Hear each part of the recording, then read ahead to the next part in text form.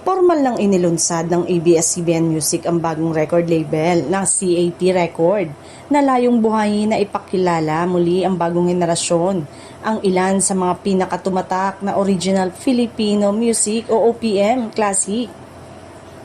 Pangungunahan ito ng Music Publishing Group ng kumpanya bilang platform para mabigyan ng panibagong interpretasyon ang mga klasikong awitin mula sa malawak na music catalog ng ABS-CBN.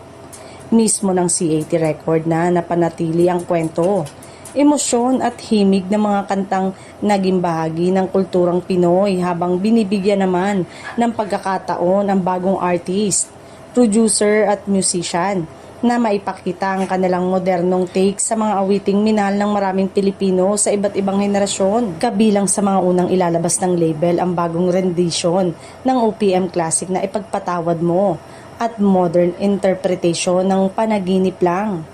May mga nakahanda ring instrumental project at bagong version ng ilang kilalang awitin na bibigyang buhay sa mas makabagong tunog para sa kasalukuyang listeners.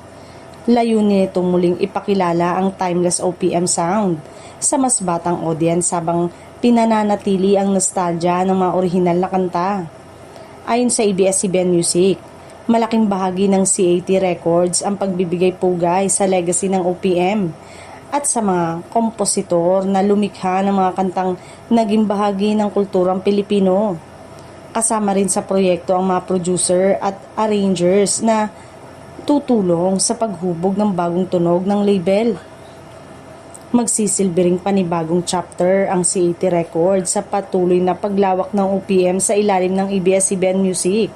Makakasama nito ang iba pang kapamilya music label tulad ng Star Music, Star Pop, Tarsier Record at ABS-CBN Music International na layuning may pagpatuloy ang pagdiriwang at pagpapalawak ng original Filipino music para sa susunod pang mga henerasyon.